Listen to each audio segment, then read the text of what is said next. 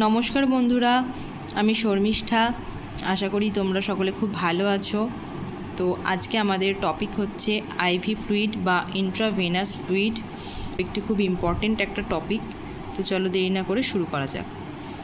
তো ফার্স্ট আমরা দেখে নেব ইন্ট্রাভেনাস ফ্লুইডের টাইপস কী কী আছে। না, ফার্স্ট হচ্ছে কি হাইপারটোনিক সলিউশন। হাইপারটোনিক সলিউশন হচ্ছে যে সমস্ত সলিউশনের হাইয়ার অসমোটিক প্রেশার, তাদেরকে আমরা হাইপারটোনিক সলিউশন বলবো। যেমন হচ্ছে dextrose 10% in water, dextrose 5% in 0.9% NS বা নর্মাল স্যালাইন, 3% NaCl বা 5% NaCl, এগুলো হচ্ছে হাইপারটোনিক সলিউশনের এক্সাম্পল। এরপর হচ্ছে কি হাইপোটোনিক সলিউশন। হাইপোটোনিক সলিউশন হচ্ছে 0.45% NS, example 0.33% NS, 0.5% dextrose in water. যখন এটা মেটাবোলাইজড হবে, আমাদের বডিতে যাওয়ার পর যখন এটা মেটাবোলাইজড হবে 0.5% ডেক্সট্রোজ, তখন এটা হাইপোটোনিক সলিউশন হয়ে যাবে। তো হাইপোটোনিক সলিউশন হচ্ছে কি না, যে সমস্ত সলিউশনের লোয়ার অসমোটিক প্রেশার রয়েছে সেটাই হচ্ছে hypotonic solution. হাইপারটোনিকে higher osmotic pressure আর হাইপোটোনিকে হচ্ছে লোয়ার অসমোটিক প্রেশার। নেক্সট হচ্ছে কি আইসোটোনিক সলিউশন। আইসোটোনিক সলিউশন হচ্ছে কি না equal osmotic pressure in a solution. Example হচ্ছে 0.9% নর্মাল স্যালাইন বা NS, রিঙ্গার ল্যাকটেট DNS বা 5% dextrose, initially 5% dextrose in water. Initially যখন আমরা বডিতে 5% ডেক্সট্রোজ কন্টিনিউ করব, তখন সেটা আইসোটোনিক সলিউশন থাকে, বাট বডির ভেতরে গিয়ে যখন সেটা মেটাবোলাইজড হবে তখন কিন্তু সেটা হাইপোটোনিক সলিউশন হয়ে যাবে। তো এই ছিল আইসোটোনিক সলিউশন, হাইপোটোনিক সলিউশন এবং হাইপারটোনিক সলিউশন। এবার হচ্ছে কি ফ্লুইড ক্যালকুলেশন। ফ্লুইড ক্যালকুলেশনের মধ্যে আমাদের ফার্স্টে দেখে নিতে হবে ড্রপ ফ্যাক্টর কী কী আছে। আইভি সেট বা ইন্ট্রাভেনাস সেটের যে ড্রপ ফ্যাক্টর 15 ড্রপ পার ml হতে পারে, 20 ড্রপ পার ml হতে পারে। বিটি সেট বা ব্লাড ট্রান্সফিউশন সেটের ড্রপ ফ্যাক্টর হচ্ছে 10 ড্রপ পার ml। মাইক্রো ড্রিপ সেটের ক্ষেত্রে 10 ড্রপ পার ml, 15 ড্রপ পার ml বা 20 ড্রপ পার ml হতে পারে। এটা হচ্ছে ম্যাক্রো ড্রিপ সেটের ক্ষেত্রে। আর মাইক্রো ড্রিপ সেট হলে 60 ড্রপ পার ml। আর ড্রপ পার mlকে অনেক জায়গায় জিটিটি পার ml বলেও লেখা হয়। তো এই ড্রপ ফ্যাক্টরগুলো দেখে নেবে ফার্স্টে, বা এগুলো মনে রাখবে। তারপর আমরা ফর্মুলাতে চলে যাব।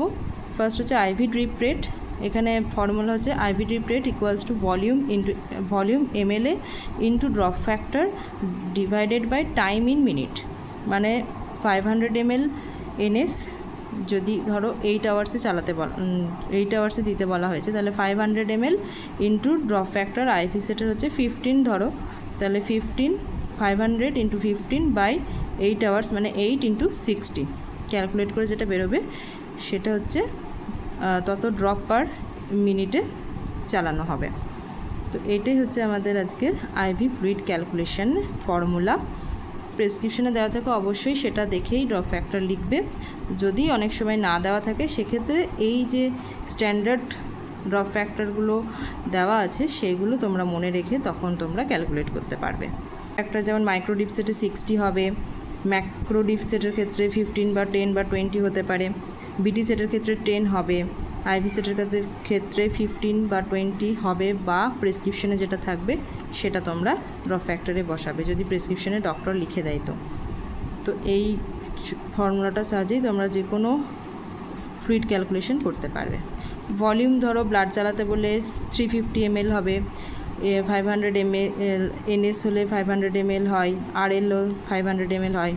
এছাড়া অন্যান্য যে সমস্ত ফ্লুইডগুলো বলবে সেগুলোর তোমরা অ্যামাউন্টটা বা ভলিউমটা দেখে নিয়ে এখানে পুট করবে, তাহলেই দেখবে অ্যাকিউরেট রেজাল্ট তোমরা পাবে। তো এবার আমরা দেখব যে IV fluids and their uses, মানে আইভি ফ্লুইড আমরা কোথায় কোন ক্ষেত্রে ইউজ করব, অ্যান্ড ডু নট ইউজ, কোন কোন ক্ষেত্রে ইউজ করব না সেটাও আমরা একটু দেখে নেব। তো ফার্স্ট হচ্ছে নর্মাল স্যালাইন। নর্মাল স্যালাইন বা 0.9% NS, এটি আমরা ডিহাইড্রেশনের ক্ষেত্রে, সোয়েটিং হলে, হেড ইনজুরির ক্ষেত্রে, ভমিটিং হলে, ব্লাড ট্রান্সফিউশনের সময় ফ্লাশিংয়ের কাজে, সেপসিস হলে বা উন্ড ক্লিনিংয়ের সময় ড্রেসিংয়ে কাজে লাগে আমাদের নর্মাল স্যালাইন। আর সিভিয়ার হাইপারটেনশন বা হার্ট ফেলিয়ার হলে আমাদের নর্মাল স্যালাইন কন্ট্রাইন্ডিকেটেড সেক্ষেত্রে।